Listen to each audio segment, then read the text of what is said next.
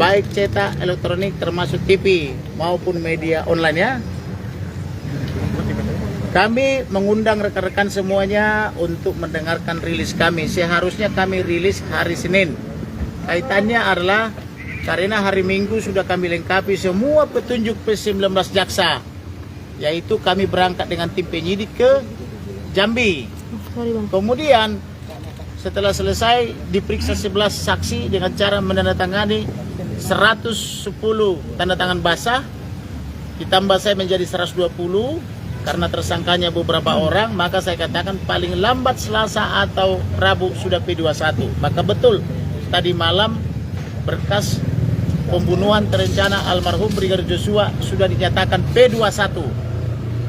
Kemudian, karena ada permohonan dari Kompas TV untuk mewawancarai boru saya atau nombor saya dengan Ito saya, karena mereka belum pernah bicara di media, maka saya setujui, tetapi kami tidak ada terikat kontrak bahwa hanya boleh kepada Kompas TV. Nah, kemudian rekan saya tadi pagi Martin Lucas membuat rilis, mengundang rekan-rekan wartawan untuk rilis di hotel ini karena setahu saya sudah dipesan 3 kamar hotel dan saya suruh juga dipesan hall. Dan itu setahu saya sudah deal dengan rekan Martin tadi pagi. Entah bagaimana teknisnya saya nggak paham. Kemudian akibat Kompas membaca rilis ini, membaca rilis bahwa kita akan rilis sore ini, mereka mengajukan keberatan bahwa hanya boleh mereka hak eksklusif sampai dengan mereka pulang besok ke Jambi. Saya kebetulan orang yang tidak suka diintervensi apalagi di monopoli ya, maka saya katakan tidak boleh. Kalau meminta hak eksklusif tidak ada dalam perjanjian dan kita tidak ada perjanjian. Oke, karena mereka keberatan, maka saya kembalikan uangnya. Saya kembalikan, langsung saya transfer juga saat itu, mereka kasih rekening dan sudah diberikan kwitansinya juga sudah selesai. Jadi tidak ada monopoli atau melarang-larang rilis dengan yang lain karena kita butuh semua rilis daripada berita. Kita mau transparan. Oleh karena itu itulah dasar kita mengapa kita jadi di luar seperti itu. Tadi pemahaman saya hall masih bisa kita pakai, tetapi saya nggak mengerti percakapan mereka pada saat sampai di sini hall menjadi tidak boleh. Harusnya saya punya mitra banyak hotel termasuk Swissbell dan sebagainya, harusnya bisa kita undang misalnya ke Swissbell Grogol atau apa itu ke Hai misalnya dan sebagainya. Karena saya sudah komitmen membiayai berapapun biaya perkara ini, saya sudah komitmen. Oleh karena itu saya memohon maaf karena kita harus mengalami seperti ini. Adapun rilis ini adalah bahwa kita harus kompak. Kita harus merebut kepolisian dari tangan mafia-mafia yang suka setor doa atau dorongan amplop. Kemudian kita kawal perkara ini di Pengadilan Negeri Jakarta Selatan karena setelah P21 akan segera P21 tahap 2 atau berkas perkara berikut dengan barang bukti dan tersangkanya atau para tersangkanya akan dilimpahkan ke kejaksaan oleh penyidik Pidum Polri. Kemudian setelah P21 tahap 2 atau P22 maka paling lambat 2 minggu sudah akan dibacakan surat dakwaan di PN Jakarta Selatan. Oleh karena itu kita berdoa supaya Tuhan membantu ketua Pengadilan Negeri Jakarta Selatan untuk menunjuk majelis dengan cara membuat penetapan supaya nanti hakimnya misalnya 3, 5 atau 7 adalah hakim-hakim yang betul-betul wakil Tuhan. Jangan seperti hakim yang kemarin menerima doa atau dorongan amplop yang tertangkap di Mahkamah Agung. Oleh karena itu kita berdoa, saya mengajak seluruh masyarakat dalam dan luar negeri untuk berdoa kepada Tuhan kita supaya nanti majelis hakim yang memeriksa, mengadili dan memutus perkara ini, perkara korban almarhum Brigadir Nofriansah Joshua Huta Barat, betul-betul hakim Tuhan yang menyatakan putusannya itu demi keadilan berdasarkan ketuhanan yang Maha Esa. Kemudian kemungkinan nanti para terdakwa atau tersangka terdakwa maupun penasihat hukumnya akan mengajukan keberatan atau eksepsi dalam bahasa perdata. Kemudian setelah itu maka jaksa akan menanggapi keberatan itu, kemudian akan ada putusan sela atau putusan antara. Setelah itu masuklah ke pemeriksaan saksi-saksi. Tentu saya sebagai pelapor akan lebih dulu dimintai keterangan, kemudian ayah dan ibunda daripada almarhum apakah betul memberi kuasa kepada saya dalam menangani perkara ini. Setelah itu masuklah kepada Pera, kepada tantenya almarhum, kepada saksi-saksi lain. Saya siapkan 11 orang. Kemudian nanti para terdakwa ini akan diperiksa secara splitsing atau secara split, yaitu supaya terdakwa yang satu menjadi saksi terhadap terdakwa yang lain dan terdakwa yang lain menjadi saksi terhadap terdakwa yang satu. Kira-kira gitu, begitu nanti strateginya. Kemudian dalam perkara ini nanti akan ada penggabungan atau kumulasi, jadi dakwaan bersifat kumulatif, yaitu para pejabat polisi yang melakukan dugaan pembunuhan terencana juga dia terkena obstruction of justice atau menghalang-halangi penyidikan, menghilangkan barang bukti, merusak barang bukti, maka itu mereka nanti akan digabungkan perkaranya dan kemudian juga nanti demikian juga tuntutannya. Kemudian pasal yang digunakan tentu pasal yang terberat, yaitu pasal 340 KUH pidana itu tentang pembunuhan terencana, junto 338, junto 55, 56 KUH pidana. Kemudian kenapa pasal 340? Karena itu pasal terberat, yaitu sesuai dengan fakta-fakta hukum bahwa memang mereka telah melakukan pembunuhan terencana. Pembunuhan terencana itu buktinya apa? Bahwa begitu mereka nyampe dari Magelang, nyampainya di rumah pribadi Saguling. Tetapi tidak dibunuh di situ karena mereka tidak mau beban itu ditanggung oleh rumah Saguling. Lalu diajak dulu oleh Bu Putri almarhum ke Duren 3, rumah dinas. Lalu di Duren 3 itulah yang bersangkutan terduga atau tersangka Ferdi Sambo telah menyarungkan tangannya, sudah memakai sarung supaya tangannya itu tidak ada jejak mesiu. Kemudian diduga juga sudah pasang peredam supaya tembakan-tembakan itu tidak terdengar oleh tetangga. Kemudian sudah dirancang juga bahwa pasca ditembak atau pasca disiksa dan atau ditembak almarhum ini, dia mengambil senjata almarhum untuk menembak sebanyak 7 kali tembok-tembok yang ada di sana supaya terkesan terjadi tembak menembak, yang katanya tembak menembak tapi meleset. Tapi saya tidak percaya dari awal karena saya punya analisa yang tajam dan banyak teman saya intelijen baik di tentara maupun di kepolisian maupun di BIN. Maka semua saya preteli skenario mereka itu. Bahkan siapa yang merancang skenario itu yaitu staf ahli Kapolri, saya kasih tahu. Tentang siapa ketua komisi di DPR yang melobi istana juga saya beritahu. Tentang mereka merusak barang bukti atau melucuti barang bukti, yaitu menggunakan seorang AKP dari Subdit 4 Bidum Polri juga saya kasih tahu. Karena dia tidak mengerti melucuti, lalu dia memanggil temannya saksi Apung yang melucuti atas seruan penyidik juga saya kasih tahu. Maka kemarin itu berbicaralah perwira Bareskrim Polri. Kami sebenarnya menyidik perkara ini sangat mudah, Bang. Bagaimana sangat mudah? Semua pidato abang atau ocehan abang atau keterangan abang yang ada di semua media, itu aja kami kumpulkan sudah terang. Dan ketika kami verifikasi, benar semua katanya. Walaupun ada orang yang melaporkan saya menyebar hoax ke Bareskrim Polri, tetapi penyidik senior yang sudah menjelang pensiun dari Bidum Polri, dia memuji saya dan mengatakan semua yang saya katakan di media yang dicatat dan dipublikasi oleh rekan-rekan media semuanya benar katanya, dibenarkan. Jadi mereka mengungkap perkara ini dari situ. Jadi oleh karena itu saya sangat berterima kasih dan sangat bangga kepada media yang terus mempublikasi berita tentang pembunuhan terencana ini. Tujuannya apa? Supaya Indonesia terbebas dari praktek-praktek mafia. Karena sekarang ini mafia-mafia itu telah mencengkeram pejabat-pejabat kita antar lembaga negara. Maka supaya Indonesia ini tidak selamanya berada di tangan mafia, mari rebut kepolisian dari tangan mafia. Setuju? Ya, itu kira-kira. Nah, di sini hadir itu saya, mamanya almarhum Brigadir Joshua. Beliau ini belum pernah bicara ke media. Saya hadirkan untuk menjelang persidangan. Di tengah-tengah hadir ini, kalau bahasa Batak sebenarnya Nemboro atau putri saya bapaknya. Ini putri saya, sangat cantik sekali. Kemudian di sebelah kanan saya hadir ayahandanya, yaitu Pak Samuel Huta Barat. Gara-gara beliau ini kemarin kelelahan katanya mengikuti perkara ini, mengikuti beritanya.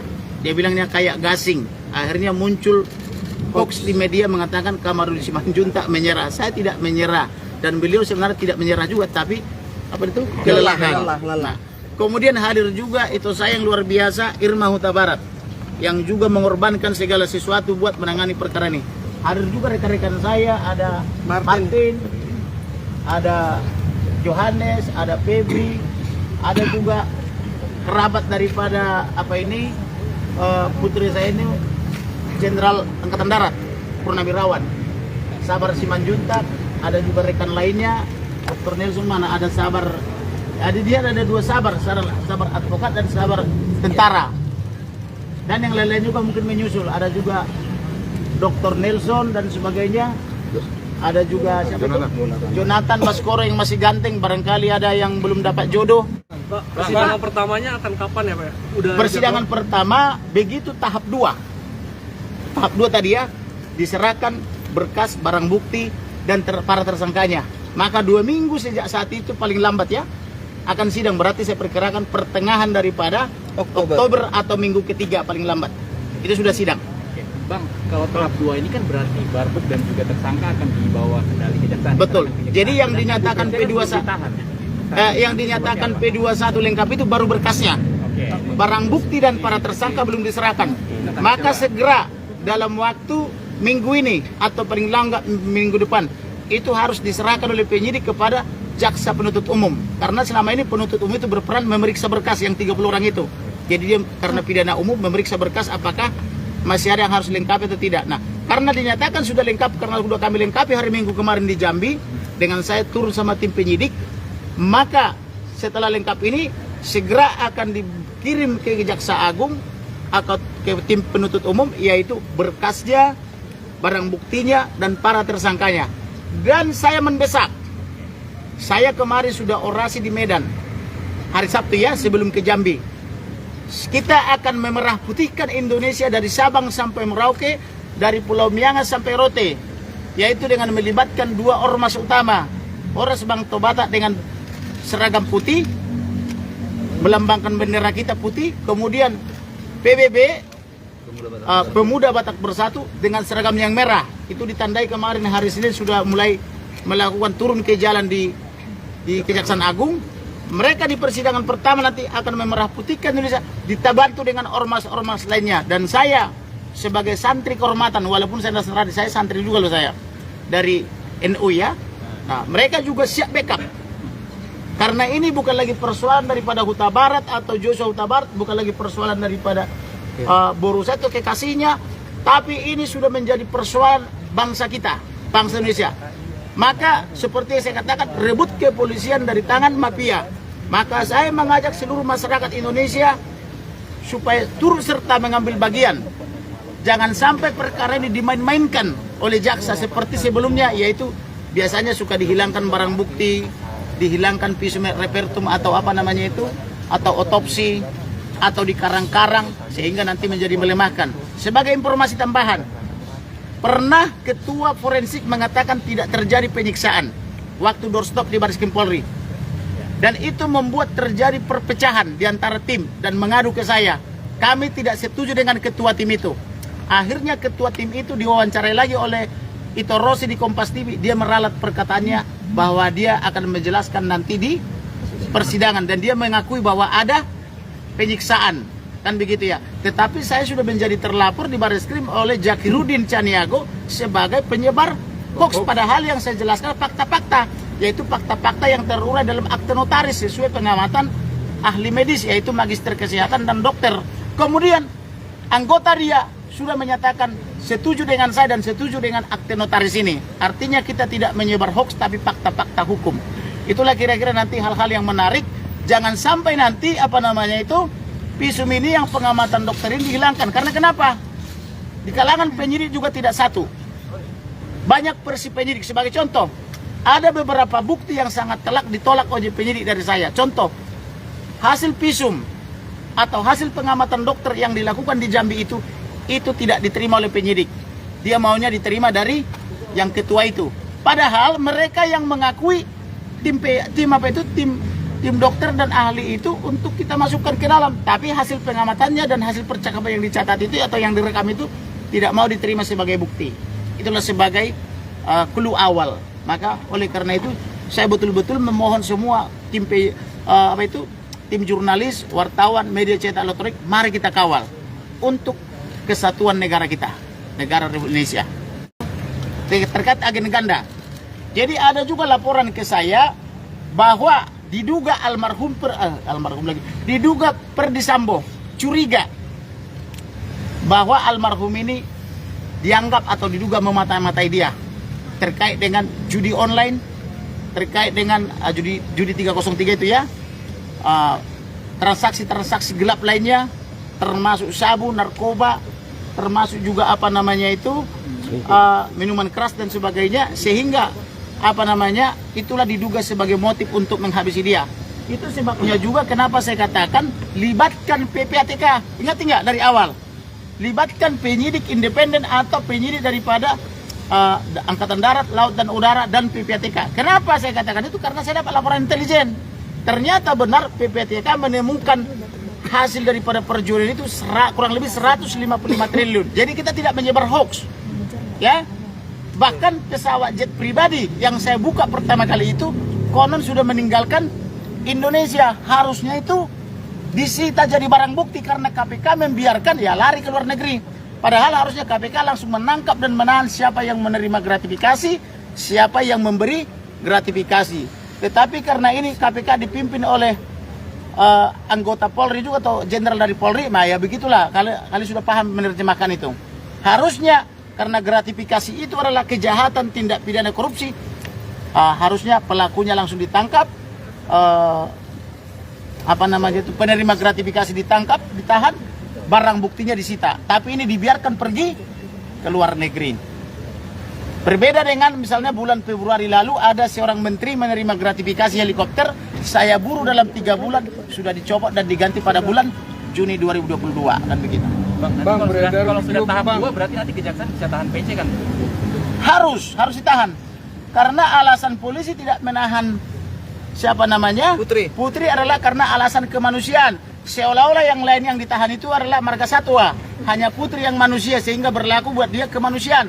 Padahal semua yang ditahan itu di rutan-rutan lain, di penjara-penjara, itu semua manusia. Kenapa alasan kemanusiaan tidak berlaku buat Aceh, buat Sumatera Utara, Palembang, Riau sampai Kalimantan, Jawa dan sampai ke Papua sana? Kenapa hanya buat Putri berlaku alasan kemanusiaan? Bukankah yang lain juga manusia? Nah, karena Indonesia negara hukum berdasarkan konstitusi dan setiap orang sama di hadapan hukum dan pemerintahan pasal 27 konstitusi, maka PC juga harus ditangkap dan ditahan oleh kejaksaan pada saat P21. Kecuali mereka sudah menerima amplop, jangan tahan karena akan diteriaki nanti, sudah terima doa loh, kenapa saya ditahan, kan begitu. Bang, beredar video kamar yang diduga kamar tahanan Verdi Sambo, Bang. Ya. Tanggapan abang gimana, Bang? Saya belum verifikasi ke sana, bisa benar bisa tidak. Bang, satu lagi bang, soal ada disebut abang menyebutkan Brigjen Hendra Kurniawan menggunakan jet pribadi mendatangi bapak. Oh, itu laporan intelijen dari itu. Itu apakah ada abang ada beberapa buktinya gitu? Ada. Saya bilang manifestasi. kalau laporan intelijen itu begini nih, boleh kita gunakan tapi tidak boleh mengungkap siapa intelijennya. Namanya juga intelijen. Kalau kita kasih tahu siapa, besok dia tidak mau bekerja lagi untuk kita. Tapi laporannya itu kita verifikasi. Kita verifikasi ke beberapa pihak, benar nggak dia menggunakan itu kan? Nah, berdasarkan informasi dari beberapa pihak ini, karena banyak juga teman saya di Jambi, termasuk di bandara, mereka membenarkan bahwa jet pribadi itu singgah di sana.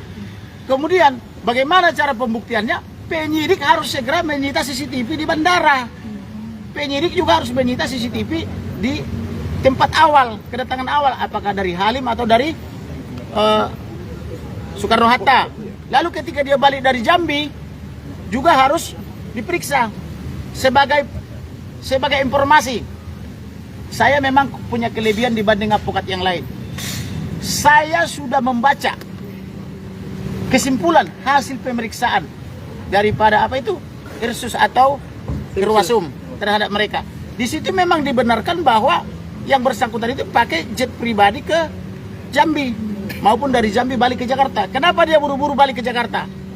Karena setelah dicopot CCTV termasuk DVR-nya oleh Apung, saksi Apung, segera diserahkan kepada Propos dengan inisial Kombes S. Nah, si Kombes S memberikan kepada anak buahnya untuk diamankan Cuk Putranto, ya, Kompol. Nah, lalu mereka menonton begini, wih, beda ini. Katanya tembak menembak, dan katanya ketika Verdi Sambo datang sudah mati. Loh, Verdi Sambo datang, siapa namanya? Joshua ada di taman, ada dekat pos. Loh, berarti belum tembak menembak, belum mati dong.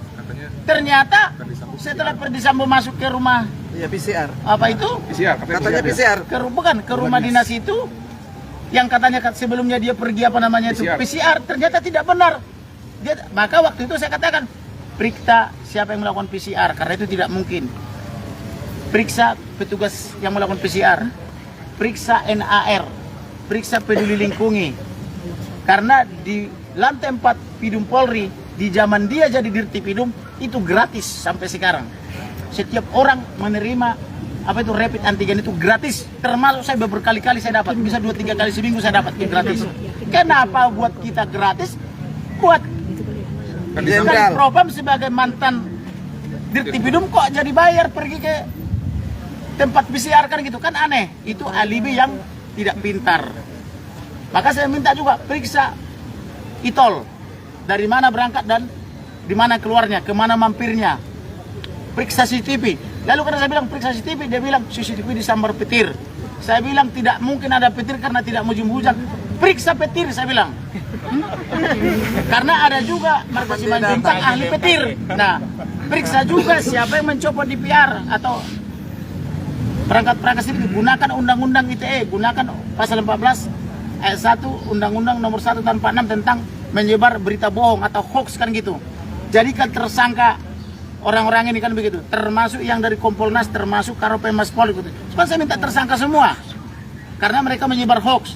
Ternyata dikatakan oh iya karena mereka itu di prank katanya. Oke lah kalau di prank nggak apa-apa, berarti tidak makan sayur dan buah. Kenapa kita tidak bisa di prank? Karena kita makan sayur dan buah-buahan setiap hari sebelum makan besar dan kita selalu berdoa. Oleh karena itu saya mengajak warga Indonesia makan sayur dan buah supaya tidak mudah di prank gitu loh. Dan jangan terima doa atau dorongan amplop. Semoga diterima jaksa, semoga nanti persidangan itu akan terungkap kebenaran yang seadil-adilnya. Jadi harapan kami kepada media atau jurnalis, mohon bantu mengungkap kasus ini agar terungkap seadil-adilnya sesuai hukum yang berlaku di Indonesia di negara kita.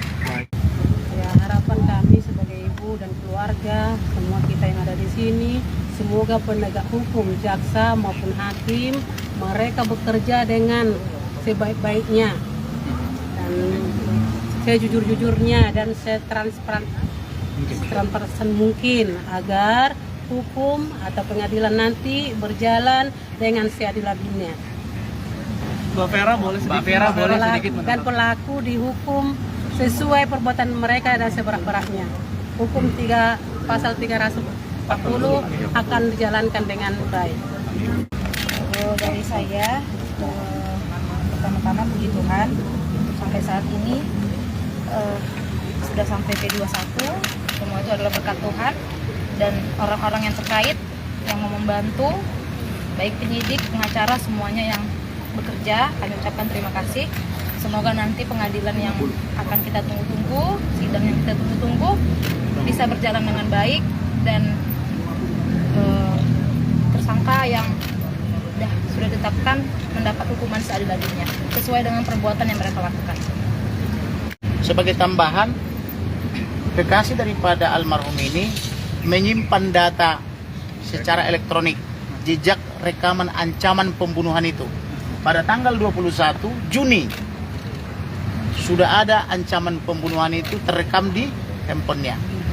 Kemudian terulang lagi, terakhir tanggal 7 Juli ya, ada lagi jejak pengancaman itu. Itulah saya sebabnya mengapa saya begitu yakin ini adalah pembunuhan terencana. Maka diawali juga dengan tulisan saya di medsos ketika saya kerja dini hari, polisi menembak polisi di rumah pejabat utama polisi. Mudah-mudahan bukan urusan wanitanya polisi. Gak sampai 5 menit langsung dikomentari saksi Sangga Sianturi.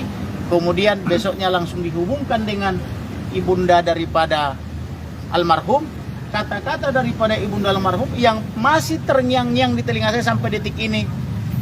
Kami ini dimusuhi gara-gara pejabat jenderal polisi mengatakan ini aib polisi dan aib keluarga. Sehingga orang semua menjauh ke kami katanya. Hanya itulah maksudnya saya yang diutus oleh Tuhan untuk membela dan melindungi kami. Maka saat itu saya katakan Saya akan perjuangkan, tidak akan saya biarkan dia lari, akan saya buru siapapun dia. Itu ini mengatakan kami ini orang yang tidak berpunya. Saya belum kenal secara pribadi, hanya lihat telepon. Saya katakan percayalah kepada Tuhan, tidak akan kita biarkan dia lolos dan tidak akan biarkan kepastian hukum, keadilan dan kemanfaatannya tidak tercapai hanya gara-gara uang. Semua uang bisa kita perjuangkan. Tetapi nyawa orang yang sudah hilang tidak mungkin bisa kembali lagi. Oleh karena itu, siapapun dia, sebesar apapun, sehebat apapun dia, saya akan buru. Begitulah kira-kira janji saya, dan janji saya itu sudah terpenuhi. Jadi saya tidak wan prestasi. Dengan P21 berkas ini, kami telah melakukan prestasi kami sebagai penegak hukum, yaitu penasihat hukum daripada keluarga Huta Barat ya. Nah, jadi tidak ada lagi hutang kami. Nah, kemudian mereka juga sudah memberikan beberapa kuasa. Ada 5-6 surat kuasa yang dikasih ke kami. Kenapa? Karena mereka terus menyebar hoax. Sementara laporan mereka sudah SP3, yaitu laporan tentang pembunuhan terencana 338 Junto 53 yang dilaporkan oleh model A atas nama Bribtu Martin Gabe, suruhan daripada Ferdi Sambo. Itu sudah SP3. Kami lawan terus. Kemudian laporan Putri yang dia mengaku diperkosa dan atau istilahnya dicemok-cemok ya. Apa namanya itu? Apa namanya itu? Diraba-raba katanya dengan digunakan senjata. Itu sudah SP3 istilahnya itu. Nah, kemudian karena tidak terbukti apa namanya di Duren 3, dia bukannya pindah ke Duren 5 tapi langsung loncat antar kota, antar provinsi atau akap, yaitu dari Duren 3 Jakarta Selatan pindah ke Magelang tanggal 4. Saya dan tim saya bekerja keras lagi. Kita cari semua percakapan tanggal 4. Ternyata tanggal 4 Bu Putri atau istri Ferdi Sambo memuja-muja atau memuji-muji almarhum sebagai pria yang luwes, yang tangkas, yang cekatan, yang baik, multi talent, sampai bingung mau kasih gaji berapa. Wah, ini hebat benar kok ada orang habis diperkosa memuji pemerkosanya. Aneh toh? Karena terungkap itu percakapan, saya kasih juga ke media. Makanya saya sangat bangga dengan media. Karena saya kasih ke media dan di-share oleh media, malu dia, nggak jadi deh Duren 3, nggak jadi diperkosa juga di Magelang tanggal 7 deh, katanya kan gitu. Ganti tanggal diperkosanya. Maka saya bongkar lagi peristiwa tanggal 7. Bahwa tanggal 7 diajak itu almarhum bicara 4 mata. Kok pasca diperkosa masih mau bicara 4 mata ya sampai 24 jam berdua-duaan. Nah, kemudian menginap di rumah yang sama tanggal 7 sampai tanggal 8. Wanita mana mau satu rumah dengan pria pemerkosanya? Padahal dia jenderal bintang 3 karena suaminya bintang 2. Harusnya yang benar dia langsung panggil Dirkrimum Polda Jawa Tengah atau panggil penyidik, tangkap ini. Bukan yang nginap lagi satu malam. Ini diperkosa atau bagaimana, kan menjadi tanda tanya sama kita ini. Sementara asisten rumah tangganya katanya mendengar apa namanya itu desahan rintihan, menjerit atau apa mendesah. Nah, itu kan beda, menjerit dengan mendesah itu beda. Kalau orang kesakitan itu menjerit, kalau keenakan itu mendesah, kan begitu. Benar nggak? Ini yang mana sebenarnya terjadi? Ini terlalu banyak rekayasa. Kemudian tanggal 8 dia itu dibawa atau dikawal oleh almarhum dari Magelang ke Jakarta. Maka saya katakan rasanya tukang becak pun nggak sudi memberikan istrinya dikawal oleh pemerkosanya. Loh, ini kok jenderal Kadipropam membiarkan istrinya dikawal pemerkosanya? Ini nggak masuk logis karena ada juga logika hukum. Ketika kami kuliah hukum dulu, ada namanya logika hukum, ada konstruksi hukum. Masa tidak jadi di Duren 3 pindah ke tanggal 4 di Magelang? Nggak terbukti pindah ke tanggal 7, nggak terbukti pokoknya diperkosa deh. Kalau sudah ilmu pokoknya, bingung kita menganalisanya. Oleh karena itu, saya terima kasih sekali kepada semua media yang sudah membuat terang masalah ini. Kami hanya memberikan apa namanya itu rilis aja atau keterangan pers, tetapi media sudah menganalisanya dengan sangat baik. Terima kasih. itu saya Hasian. Ketua Komisi Kejaksaan, Dr. Barita, Simanjuntak juga itu, meminta JPU agar ditempatkan di Sepos. Bagaimana tanggapan Anda? memang betul kalau bisa JPU ini diamankan supaya steril. Jangan sampai mereka nanti Kena intimidasi. terkontaminasi Atau menerima kena doa. Itu yang bahaya. Jadi kalau bisa mereka Dorongan amplop. ditaruh di safe house itu sudah benar. Jadi jaksanya misalnya di apa itu di karantina istilahnya supaya terbebas dari virus-virus doa. Mohon maaf, ini doa dalam tanda petik ya, bukan doa keagamaan ya. Jangan sampai nanti dikira saya menista lagi. Nah, ini dorongan amplop maksudnya. Karena biasanya penegak hukum itu jangan lupa doanya ya. Dulu saya waktu belajar pengacara, oh hebat-hebat sekarang kesannya religius sekali kan gitu. Lama-lama karena saya nggak kasih dorongan amplop, abang nggak ngerti-ngerti. Doa itu maksudnya dorongan amplop katanya. Wah ini bahaya nih, penegakan hukum disertai doa kan gitu. Tim kuasa hukum sempat bilang bahwa Sambo dan Ibu PC itu bakal buka-bukaan di persidangan dan kemungkinan bakal... Dia salah. Kalau buka-bukaan di persidangan udah terlambat. Kalau mau buka-bukaan dari kemarin supaya saya bantu apa itu restoratif justice. Kalau dia misalnya begini nih, maaf ya, saya kilap, saya telah melakukan pembunuhan terencana karena saya curiga dia akan menyebarkan aib saya, misalnya gitu ya, tapi saya menyesal dan saya sadar dan bertobat. Tolong masyarakat Indonesia saya diampuni, tolong semua media ampuni saya. Kan perasaan kita jadi beda, maka tugas saya menjadi mediator. Baiklah, Tuhan mengajarkan kita untuk mengampuni dan memaafkan. Ampunilah kesalahan dia. Kan jadi beda. Nanti pun sampai di pengadilan minta maaf dia kepada polisi, minta maaf kepada jaksa, minta maaf kepada hakim, minta maaf kepada semua media, wartawan dalam luar negeri, minta maaf kepada seluruh rakyat Indonesia. Kan jadi beda toh. Mungkin hakim jadi simpati. Tetapi kalau aku diperkosa di Duren 3, bikin laporan di Duren 3, diperiksa di Duren 3 oleh Polres Selatan, begitu kita bongkar, nggak jadi di Duren 3 karena sudah SP3 di Duren 4 lah, masih lebih logis. Ini kok pindah ke Magelang gitu loh. Jadi menurut abang percuma ya buka-bukaan? Percuma di persidangan buka-bukaan. itu ya? Tetapi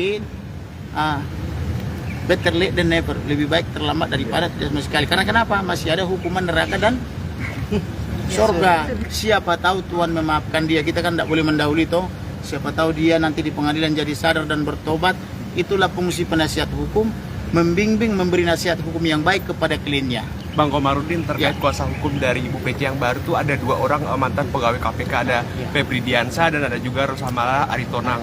Dan mereka menyatakan bahwa dalam membela Ibu PC ataupun Pak Ferdi Sambo, mereka menyatakan akan objektif, tidak akan membenarkan yang salah atau yang sebaliknya. Karena tanggapan dia dari kuasa hukum. Karena dia mantan KPK. Berarti KPK Komisi Pemberantas Korupsi atau Komisi Pemberantas Korupsi. Sambo korupsi kan? Dan Bu PC bersama Ferdi Sambo konon diduga mengirimkan doa-doa baik kepada para ajudan yang LPSK terlibat maupun ke LPSK dan kepada lembaga lainnya. Oleh karena itu dia harus menanyakan mengapa itu kliennya mengirimkan doa-doa itu. Maka karena dia mengetahui buka saja bahwa itu perbuatan melanggar hukum. Yang pertama. Yang kedua, bimbinglah kliennya untuk berkata yang benar. Bimbing ke jalan yang benar. Karena kalau penasihat hukum mengajar-ajari kliennya berdosa, maka dosanya kliennya itu ditanggung oleh penasihat hukumnya. Jangan gara-gara honor misalnya atau apapun namanya itu dipikul dosa klien. Tapi yang benar, selamatkan kliennya, maka uangnya menjadi halal, tidak haram. Sama uang 2 Terkait miliar. pernyataan dari kedua mantan pegawai KPK ini akan memberikan pendampingan secara objektif, ditekankan Nah, di situ. waktu akan membuktikan. Kalau objektif akan teruji nanti di persidangan. Sama seperti saya toh, Ya, boleh saya saya bilang pembunuhan terencana dan ternyata terbukti. Waktu membuktikan dalam 3 bulan. Saya mau dibantu jawab. Ya, objektif itu bisa dimulai dari yang bersangkutan ya, ataupun pegiat anti korupsi Maju, ini sayang. ya, menjalankan idealisme dia dengan mengusut tuntas suap itu, dugaan suap kepada antar lembaga dan juga kepada tersangka. Berani nggak mereka? Apakah masih memiliki idealisme sebagai pegiat anti korupsi atau tidak? Kalau tidak ya nanti kalian sendiri yang nilai. Berarti semua hanya isapan jempol, ya kan? Berarti kan penentuan adalah siapa yang bayar gua sesuai dengan keuntungan pribadi mereka. Bang, spesifik terkait Ada tambahan suap yang lagi. dimaksud apa? Ah, ya, ya. Sorry, Suap yang dimaksud, saya mau Bang nambahin Febri. satu lagi. Ini kan bekas juru bicara KPK ya kan. Saya itu dulu mendirikan KPK. tahun Ini pendiri 2001. KPK ini? Ya, Irma Huta Barat itu pendiri KPK, salah sama satu. Marsilam Simanjuntak. Nah, dalam hal ini KPK tuh seharusnya turun tanpa harus ada laporan. Ketika PC dan Ferdi mengakui memberikan uang 1 miliar kepada Baradae, lalu 500 juta kepada Kuat Bribka Ma'ruf RR. dan 500 kepada Bribka RR, itu ada 2 Termasuk miliar. LPSK. Ada 2 miliar, yang jelas saja 2 miliar rupiah itu uang yang besar. Ferdi Sambo itu gajinya 3,9 plus 21 juta. Iya. Kurang lebih 30 juta kurang lah. lebih 30 juta lah, ya. Apakah mungkin Mobilnya Lexus. kalau gaji kalian 30 juta bisa kasih uang 2 miliar? Itu di depan mata sudah jadi pengakuan, ya kan? Ada 3 orang yang mengaku diberi uang 1 miliar 500 itu yang pertama. Mobilnya banyak Lexus. Lalu cara hidup hedon, ya kan? Kita ini kalau mau periksa korupsi itu biasanya kan organized crime yang sulit banget diperiksa. Tapi karena polisi ini hidupnya hedon, itu ada mobil harganya 4 miliar.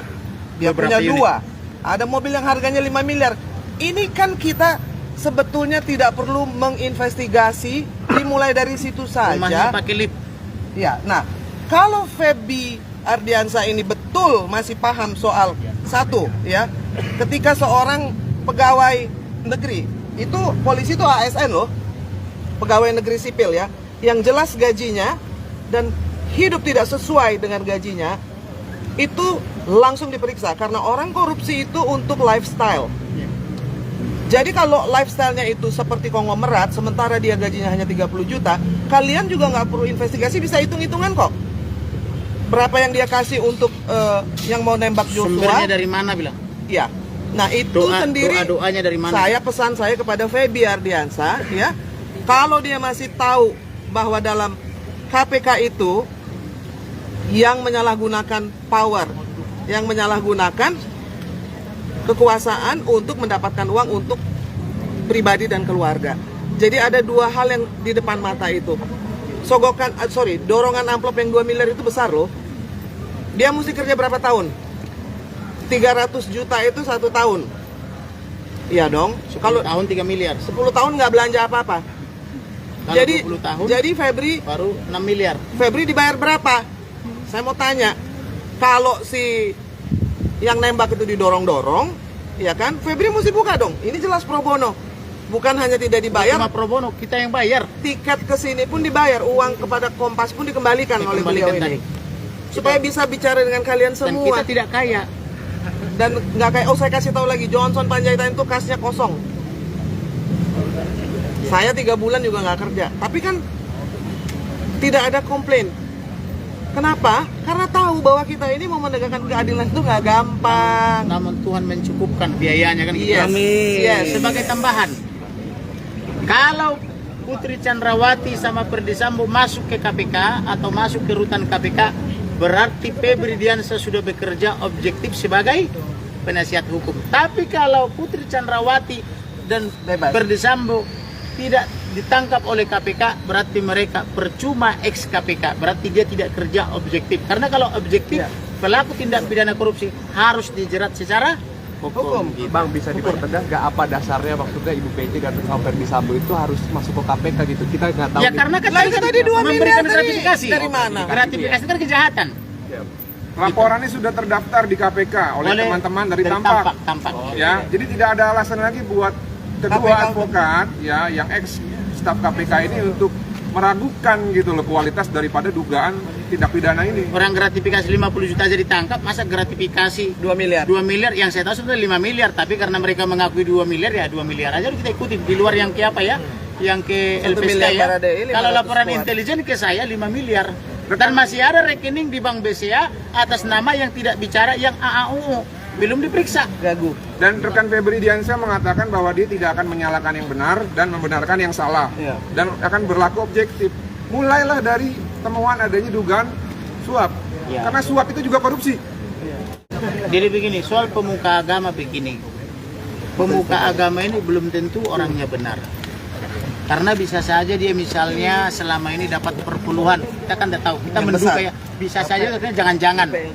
Nah ketika kehilangan jemaat bisa juga mengalami kerugian material dan imaterial.